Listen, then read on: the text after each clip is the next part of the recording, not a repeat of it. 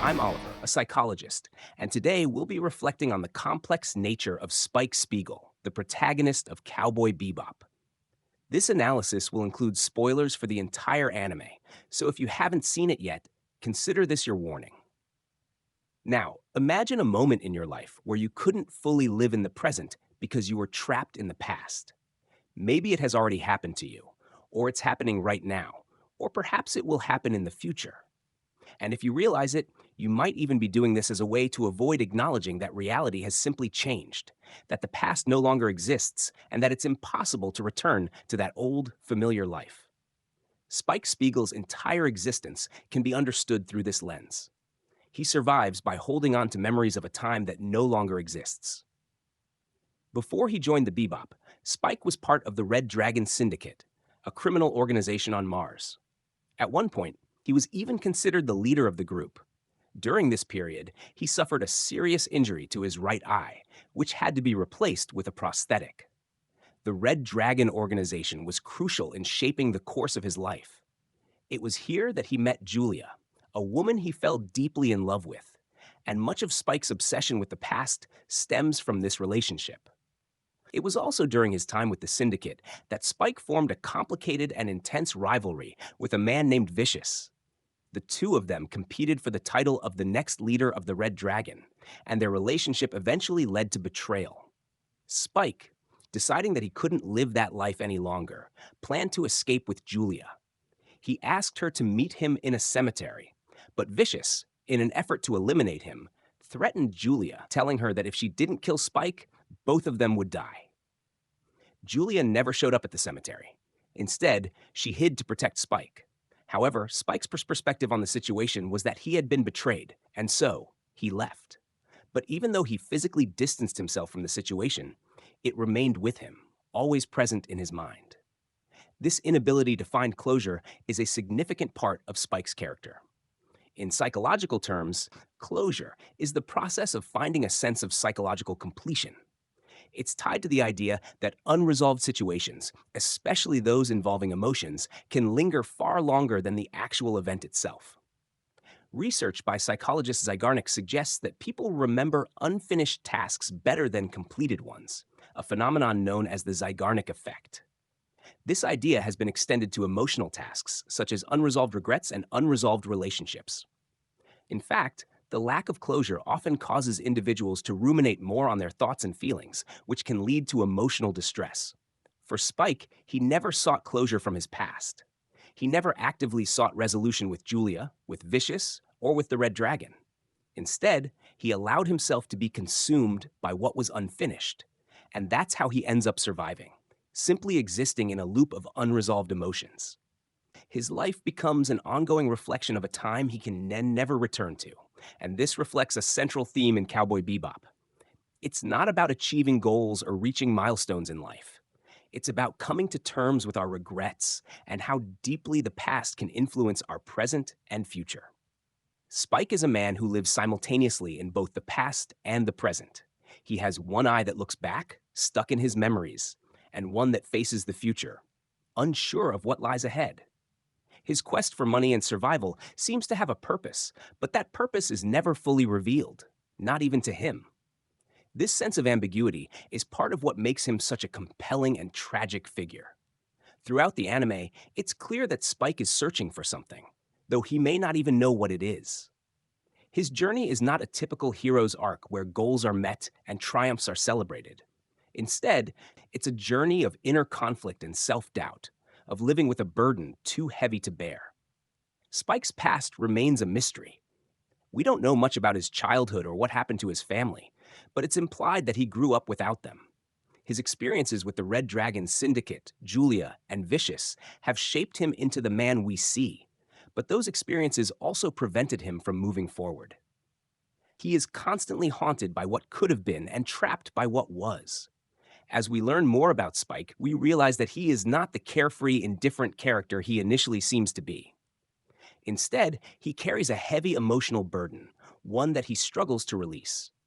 The unresolved trauma from his past doesn't just affect his actions, it defines who he is.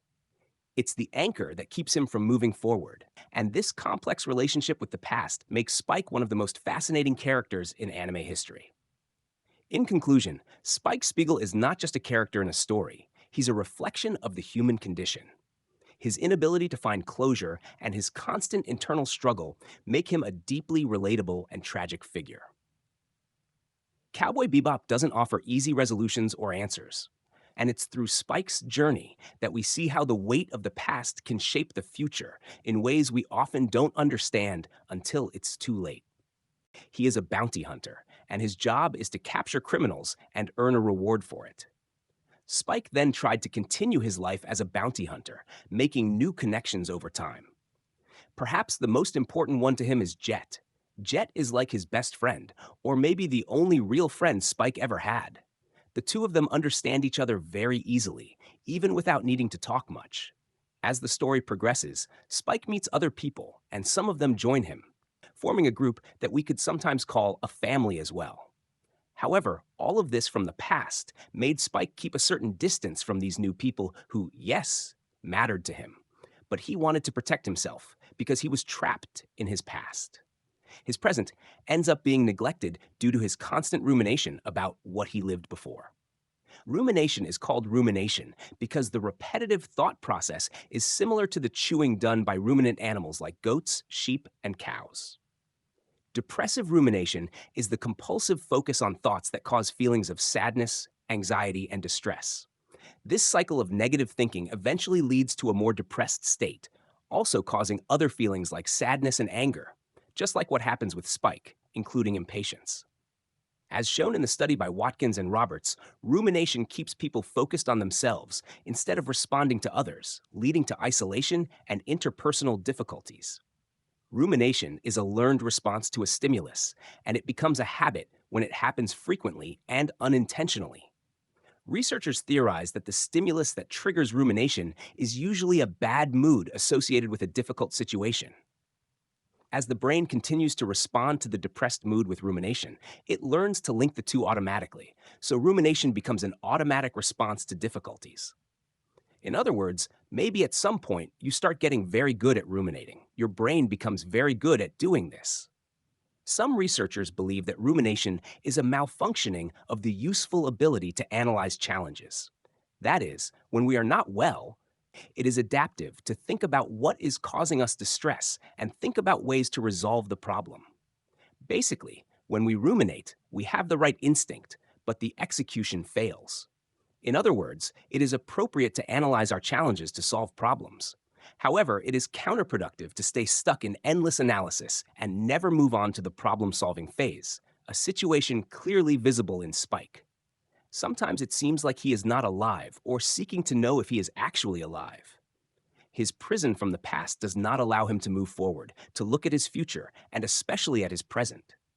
This makes him forget, many times, what is around him. Impatience sometimes manifests as a lack of enthusiasm to take action. Spike is demotivated with life in general, and it seems that he doesn't like many things, isn't interested in practically anything, and for a long time, it seems like he has no particular goal. This, by itself, could explain his lack of motivation. A study led by researcher Kinger discovered many key aspects of the goal-setting theory and its connection to achieving goals.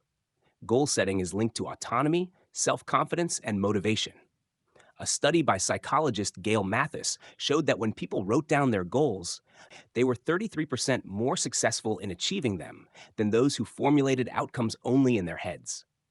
So, when you are in Spike's state without clear goals, your chances of achieving them are reduced. And when you have none, it's even harder. And that could explain Spike's lack of motivation. But it's not just that. His lack of motivation has a very specific reason. He can't think about the future, a future that could be lived. What stands out quite a lot is his body posture in the anime. He is always depicted with his back hunched, as if he has a kind of discouragement or indifference toward life. Several studies have observed the importance of posture in affecting someone's relationship with others and the world. A study by Carney suggested that power postures lead to increased testosterone levels and decreased cortisol, with these trends being associated with social dominance and a reduced sense of threat.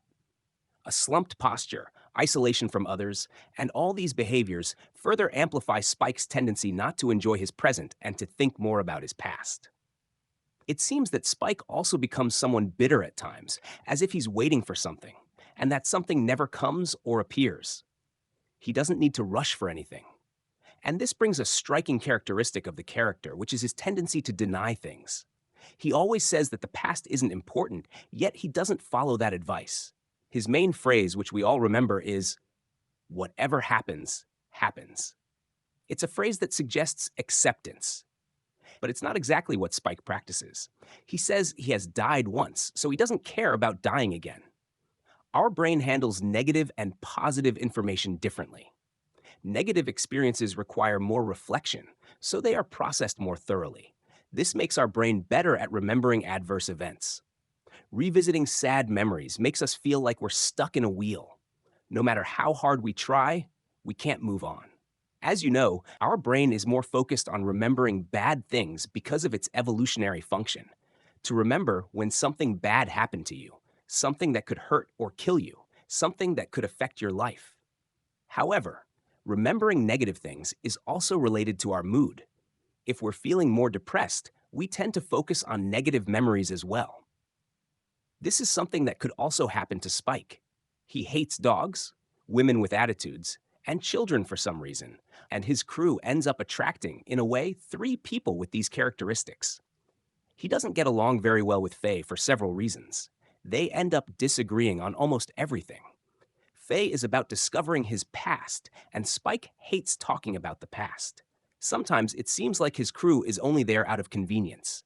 They are with him, but he's not truly with them. Yet, we see in the episode where the 3 temporarily leave that, deep down, he cares as well. Indeed, it seems that he cares about the people, about the crew members. But this past situation messes with him so much that it makes him very impatient with everything. In the past, in the savannah, being impatient would have saved your life more than it would today. But nowadays, most of our goals are long-term and require persistence, which goes against the impatient mindset. Impatience just creates more pain and has the opposite effect. You start to perceive time moving slower because, literally, the best way to make something come faster is to not think about it, to focus on other things that occupy your time.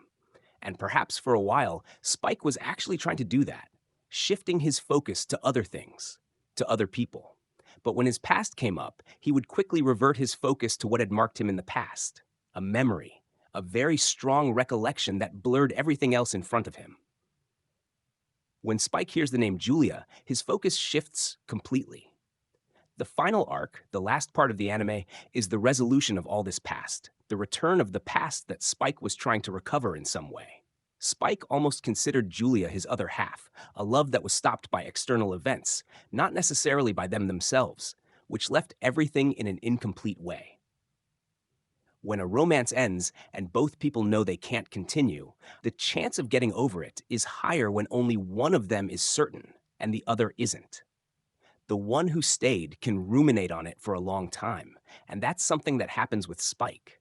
Spike was the person who stayed, ruminating for a long time over a past situation, which made it difficult for him to accept, like the radical acceptance that resides in the abandonment of the illusion of control and the willingness to perceive and accept things as they are now, without judgment. But it's sometimes very hard to do this because of the enormous amount of automatic thoughts we have daily and the difficulty people have in recognizing these thoughts. Most of the time, we can be swallowed by these thoughts from the past, thoughts of situations we don't want to accept. Researcher Tara Brach, in her book Radical Acceptance, states that our attitude toward life's challenges determines our suffering or our freedom.